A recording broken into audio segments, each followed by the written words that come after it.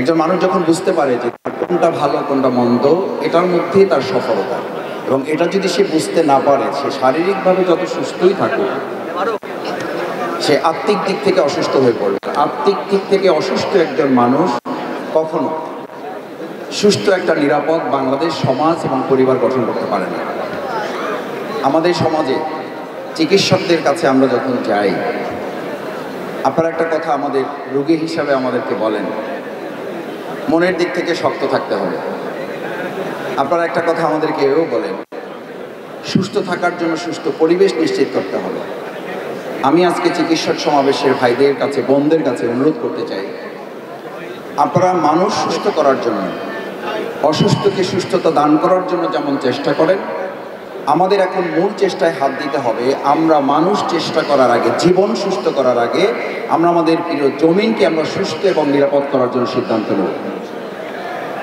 দ্বিতীয় হচ্ছে, আজকে এখানে যারা এসছেন, আমরা প্রায় বিগত 15 বছরে একটা কথা শুনতাম, আমাদের দেশের চিকিৎসা ব্যবস্থা এমন হবে যেন কাউকে বাইরে নিতে হয়।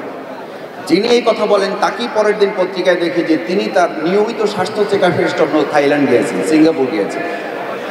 অত্যন্ত দুর্ভাগ্যজনক। এবং এরকম বাংলাদেশ আমরা চাই না। আমরা সেই বাংলাদেশ চাই, এই বাংলাদেশে একজন প্রধানমন্ত্রী, রাষ্ট্রপতি যা বলবেন এবং চিকিৎসার জন্য বাংলাদেশই হবে তার সবচেয়ে উত্তম ক্ষেত্র। উন্নত বিশ্বের সাথে আমাদের তুলনা করে বলা হতো আমাদের দেশ সিঙ্গাপুর করে ফেলেছে।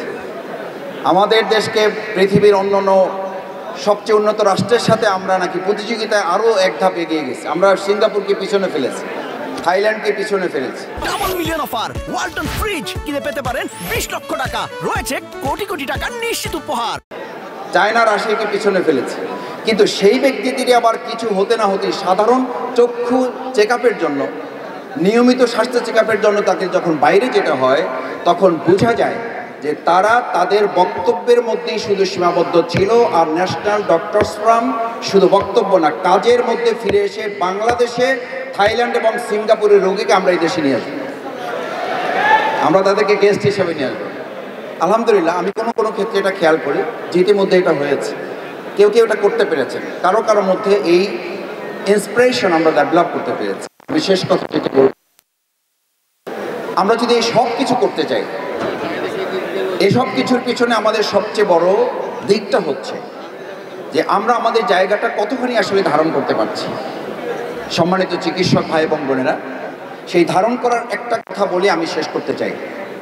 আল্লাহ সুবহানাহু ওয়া তাআলা এই পৃথিবীতে মানুষকে সুস্থ, সুন্দর, নিরাপদ জীবনযাপনের জন্য মহাগ্রন্থ আল কোরআন দিয়ে ঘোষণা করেছেন, ফাইম্মা ইয়াতিয়ান্নাকুম মিন্নি হুদান ফামান তাবিআ হুদায়া ফালা খাউফুন আলাইহিম ওয়ালা হুম ইয়াহজানুন।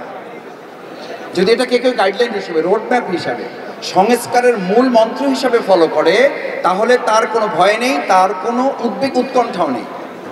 এখন এই রোডম্যাপ যদি কেউ ধারণ করে, তাহলে আমাদের স্বাস্থ্য বিভাগ হোক, আমাদের পররাষ্ট্র বিভাগ হোক, আমাদের অন্যান্য অর্থনৈতিক, সাংস্কৃতিক, রাজনৈতিক বিভাগ হোক, প্রত্যেকটি সংস্কারের রোডম্যাপে কিন্তু আমাদের এই মহাগ্রন্থ আল কোরআনে দেওয়া আছে।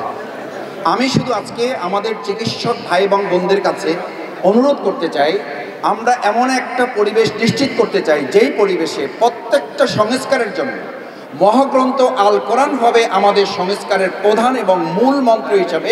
এটা হবে আমাদের রোডম্যাপ।